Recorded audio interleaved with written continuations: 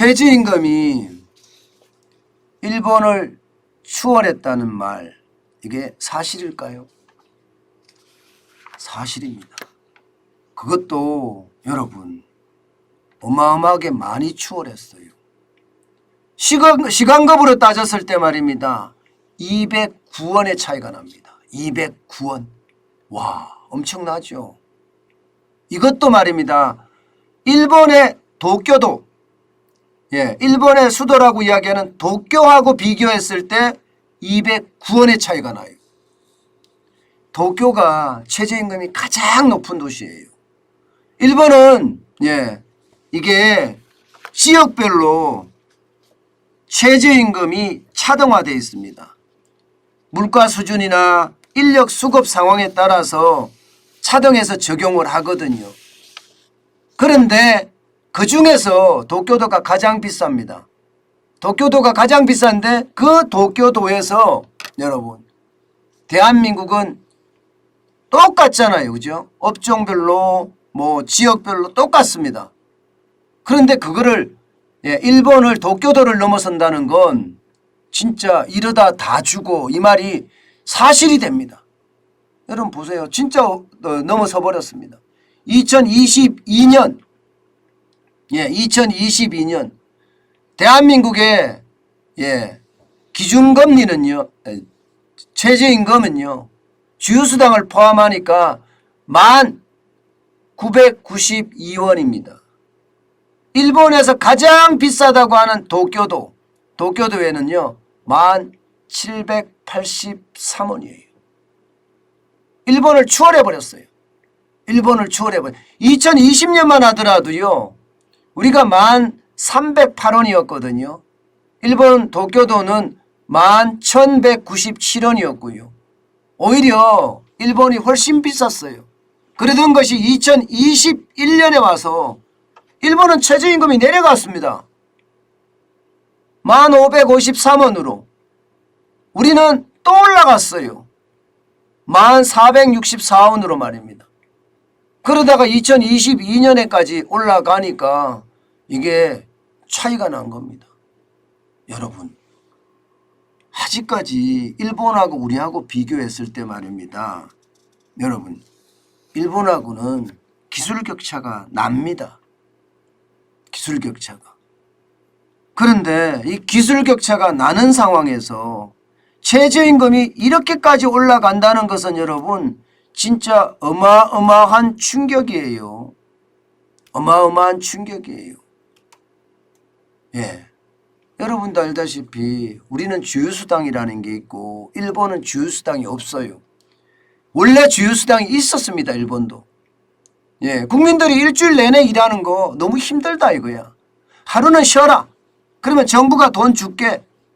그래서 주 7일을 주 6일만 일하고도 주 7일 월급을 받았거든요. 일본은 이것을요 1990년에 폐지했습니다. 이제 국민들이 다 먹고 살만하기 때문에 굳이 말입니다.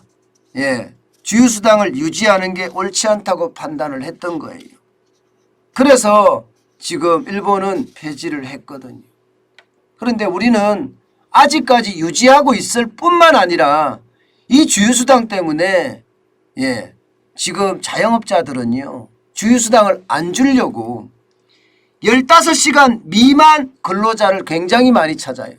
주 15시간 미만 근로자. 주 15시간 미만 근로자는 주휴수당을 안 줘도 되거든요. 그러니 청년들에게는요 오히려 이게 뜀뛰기 알바를 할 수밖에 없는 최악의 상황이 나오는 거죠. 그만큼 말입니다. 심각하다는 이야기가 되고요. 만약에 말입니다. 일본 도쿄도 말고 예를 들어서 오키나와하고 비교를 해보자 이러면 여러분 충격적입니다. 오키나와는 여러분 8,494원입니다. 8,494원. 그러면 여러분 비교해 보세요. 1099원이잖아요. 그러면 지금 오키나와가 8,494원이면 어마어마한 차이죠. 저는 이게 우리 경쟁력을 완전히 깔아먹는 그런 상황이 될 수도 있다는 겁니다. 여러분 잠시만요.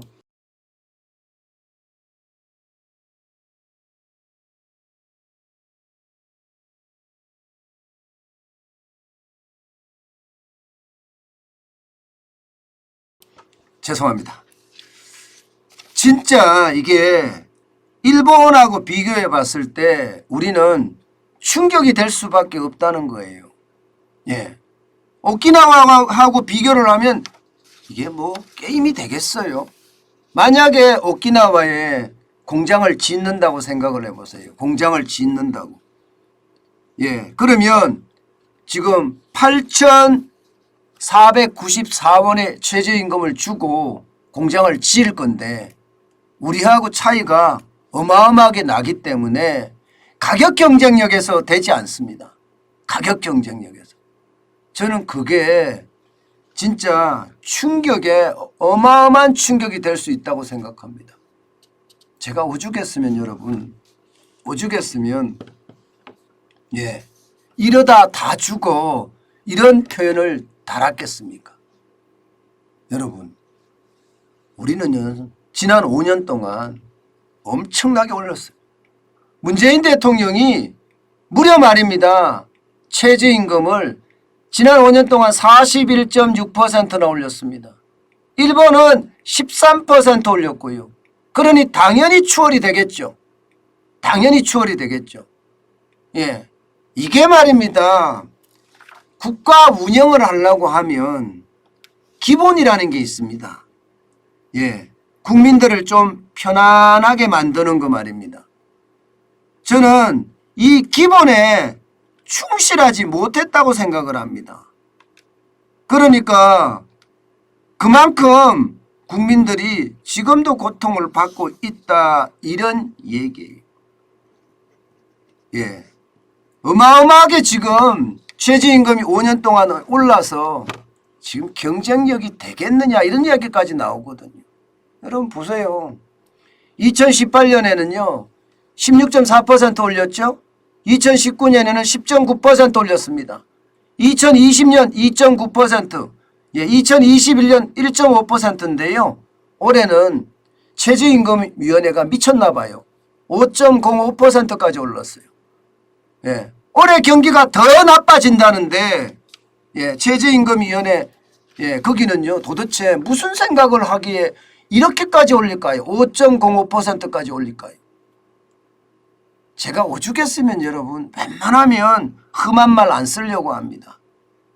험한 말 안 쓰려고 하는데 이만큼 오르니까 꼼짝 말아요. 꼼짝 말아. 여러분 여기 최저임금에다가 9,160원에다가 주유수당까지 포함을 하면 1,992원이잖아요. 1,992원.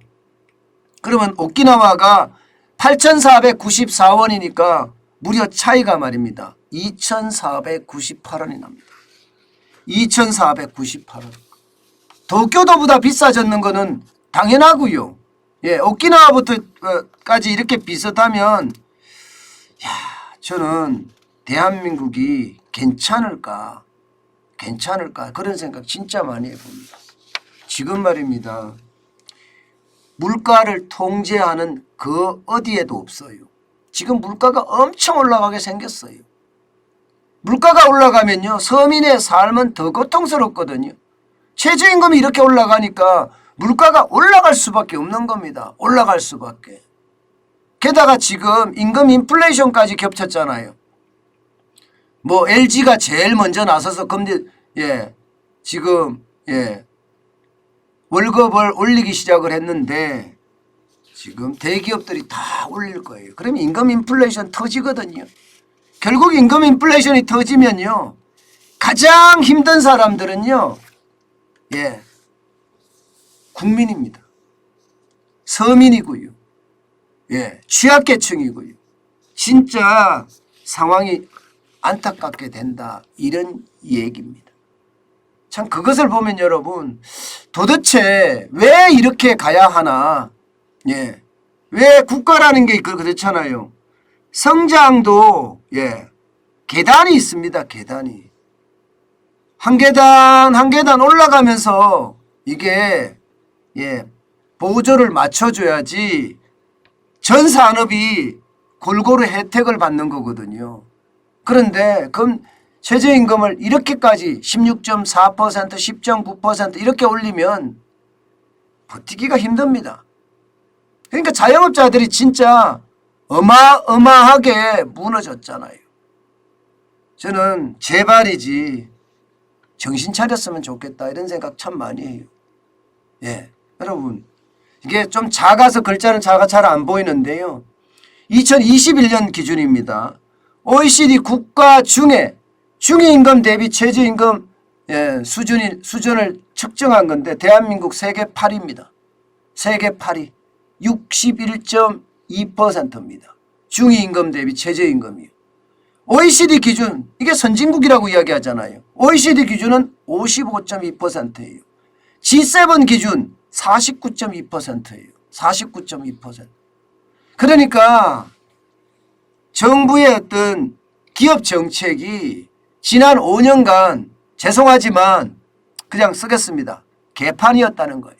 완전 주먹국으로 이념에 얽매여서 적폐 세력이니까 때려잡아야 된다는 생각으로 저는 올렸다고 생각을 해요. 그렇지 않고는요. 전 세계에서도 이렇게 높은 중위임금을 가지고 있는 나라가 선진국 중에는 거의 없어요. 이념에 치우친 나라들 있잖아요. 콜롬비아, 코스타리카, 칠레, 터키 뭐 이런 나라들. 이런 나라들이 지금 굉장히 높아요. 콜롬비아 같은 경우는 91.9%예요. 그러니까 나라가 계속 엉망이죠. 경쟁력이라고는 없잖아요. 여기에 포르투갈, 뉴질랜드, 슬로베니아. 실제 말입니다, 여러분. 좌파 성향이 강한 나라. 프랑스 같은 경우도 60.9%고요. 영국은 58.2%입니다. 저는 독일 같은 나라가 우리하고 경쟁 상대라고 생각을 하는데 53.8%입니다. 53.8%. 일본은요.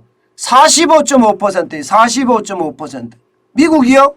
28.3%입니다. 28.3%. 이대로 가다가는 진짜 다 죽는단 말이 사실입니다. 거짓말이 아닙니다. 상황이 그 정도로 나빠지고 있다는 이야기입니다. 참 그런 걸 보면 말입니다. 너무 안타깝다는 생각을 참 많이 합니다. 제발 기업 정책, 산업 정책 이게 일관성을 가지고 추진돼야 돼요. 마치 보복하듯이 마치 복수하듯이 그렇게 정책을 펴서는 안 됩니다. 지금까지는 5년 동안 마치 복수하듯이 저는 정책을 편 것 같아요. 그래서 우리 기업들이 지금 경쟁력이 다 약해져가고 있는 것. 어떻게 생각하면 진짜 안타까운 요소입니다.